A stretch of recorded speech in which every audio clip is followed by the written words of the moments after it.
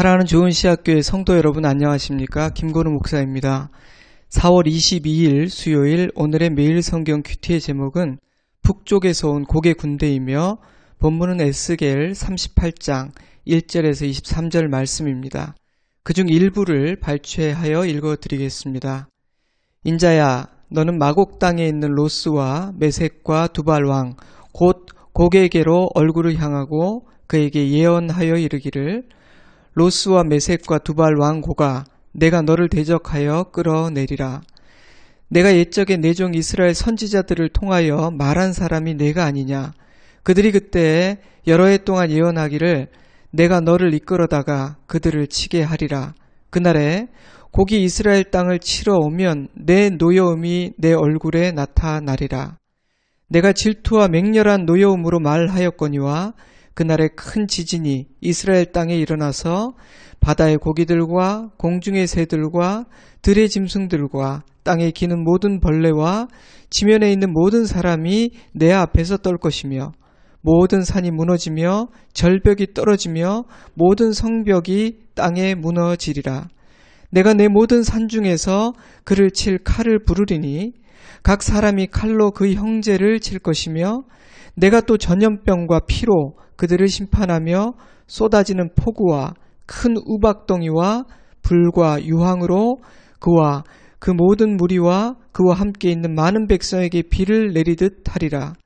이같이 내가 여러 나라의 눈에 내 위대함과 내 거룩함을 나타내어 나를 알게 하리니 내가 여호와인 줄 그들이 알리라.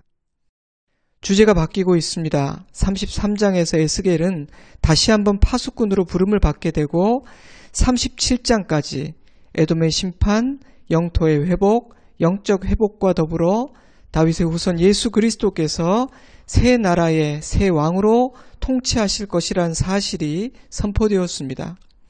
마른 뼈가 다시 살아나 군대가 되는 환상과 둘로 쪼개졌던 이스라엘이 다시 한 나라가 될 것이라는 선포로 이스라엘의 구원과 회복은 절정에 이르게 됩니다. 그런데 이어지는 38장과 39장은 이스라엘의 강력한 대적인 마곡의 왕 곡과 그 수하의 무리들과 벌이게 될 최후의 전쟁을 묘사하며 그 과정과 결과가 어떠할 것인지 그 전쟁을 통해 이루고자 하시는 하나님의 뜻이 무엇인지를 밝히고 있습니다.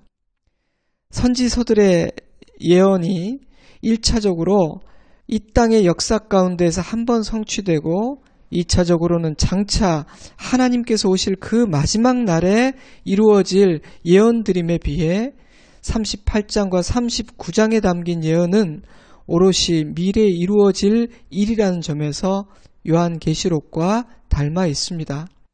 그래서 쉽게 해석할 수 없고 함부로 해석해서는 안 되는 말씀이기도 합니다.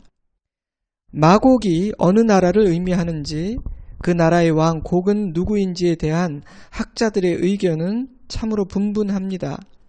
마곡은 창세기 10장 2절, 역대상 1장 5절에 등장하고 곡이라는 이름은 요한계시록 20장 8절에 등장하는데 그가 누구인지 그 나라가 어느 나라인지를 판단하기에는 정보가 부족하기 때문입니다. 저는 곡은 인류의 역사 가운데 여러 모습을 하고 나타났을 수도 있지만 마지막 때에 등장할 가장 강력한 원수이며 하나님께서 멸망시킬 최후의 전쟁 상대라는 사실 정도만 이해하면 된다고 생각합니다. 마곡 연합군과의 전쟁에 대한 말씀은 39장까지 계속되고 40장부터는 새로운 주제가 시작되는데요. 오늘은 38장을 통해 얻게 되는 두 가지 교훈만 생각해 보려고 합니다. 첫째로 우리 모두는 영적인 전쟁을 치르고 있다는 사실입니다. 하나님은 역사의 어느 시점에 이르면 막강한 적이 일어나 치열하고 강력한 전쟁이 일어날 것이라고 말씀하십니다. 오늘 본문에 의하면 그들은 여러모로 막강합니다. 수많은 말과 기마병을 거느리고 있으며 완전한 갑옷, 큰 방패와 칼로 무장한 정예부대이며 7나라 연합군입니다.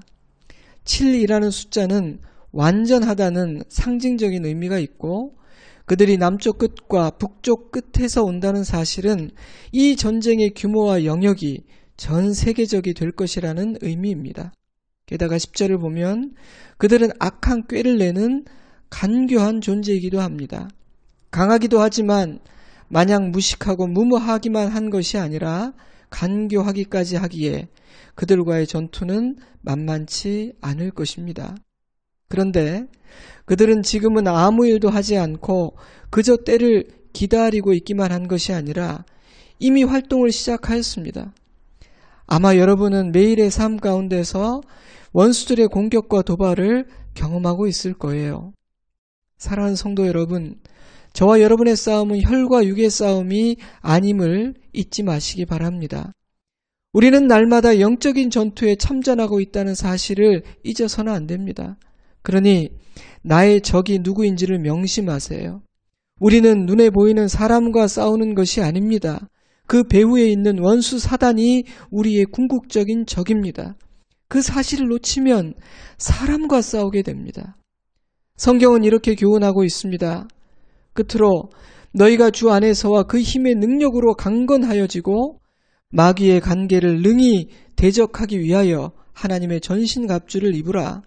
우리의 씨름은 혈과 육을 상대하는 것이 아니요 통치자들과 권세들과 이 어둠의 세상 주관자들과 하늘에 있는 악의 영들을 상대함이라. 그러므로 하나님의 전신갑주를 취하라. 이는 악한 날에 너희가 능히 대적하고 모든 일을 행한 후에 서기 위함이라. 때문에 우리는 영적으로 깨어 있어야 합니다. 완전 무장하는 일을 게을리해서는 안 됩니다.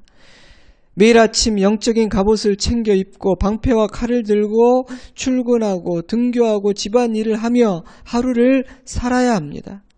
또한 강해져야 하고 담대해야 합니다. 너무 쉽게 시험에 들고 넘어지는 나약한 자리에 머물러서는 안 됩니다. 시험에 들었다, 실족했다, 나는 못한다 이런 말을 입에 달고 살아서는 안 된다는 뜻입니다. 왜냐하면 우리는 더 큰 전쟁을 앞두고 있기 때문입니다. 그러니 물론 지금도 쉽지 않다, 만만치 않아 느껴지는 순간들이 있겠지만 이 정도로 약해지고 이 정도로 시험에 들어서는 안 됩니다. 더 강해지기 위해 우리는 더 헌신해야 합니다. 더욱 주님을 의지해야 합니다. 나의 믿음을 지킬 뿐 아니라 믿음을 단련하기 위해 날마다 경건의 훈련을 게을리해서는 안 됩니다. 왜냐하면 우리는 지금도 영적인 전투를 하고 있지만 장차 더 큰 전투를 치루어야 하기 때문입니다. 본 게임은 아직 시작도 되지 않았습니다. 그러니 무장하십시오. 더 적극적인 믿음을 가지십시오. 이 말씀을 드립니다. 나의 의인은 믿음으로 말미암아 살리라.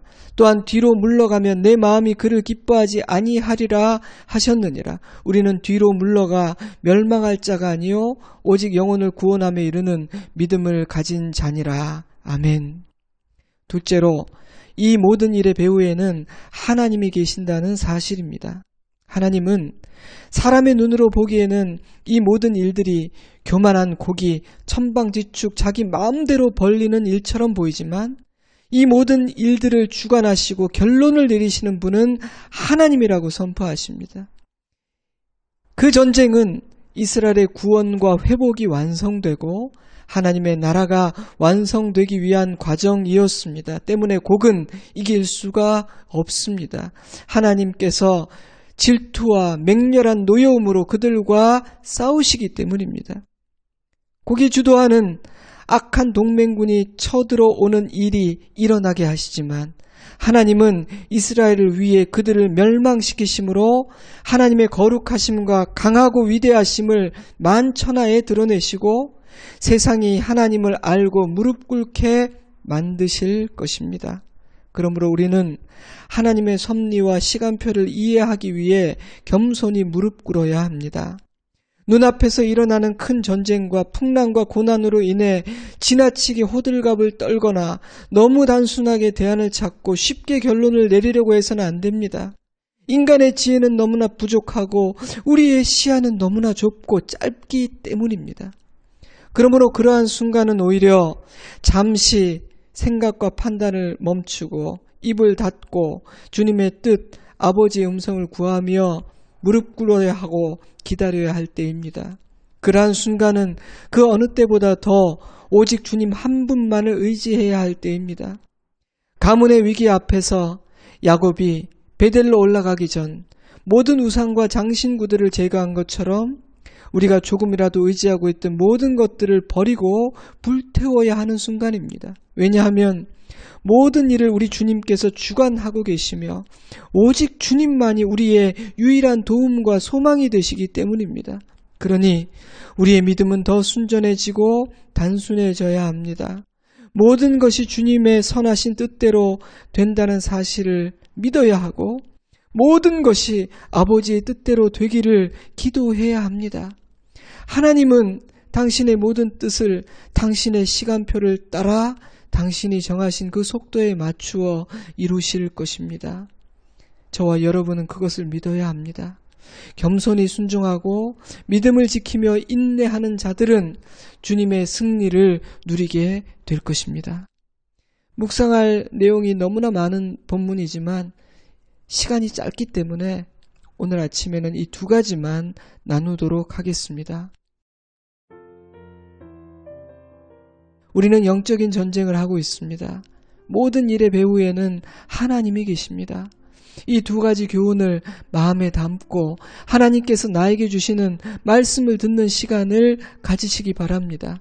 그리고 기도하시기 바랍니다. 지금 잠시 기도하시면 좋겠습니다. 저는 내일 아침에 다시 찾아뵙겠습니다. 샬롬.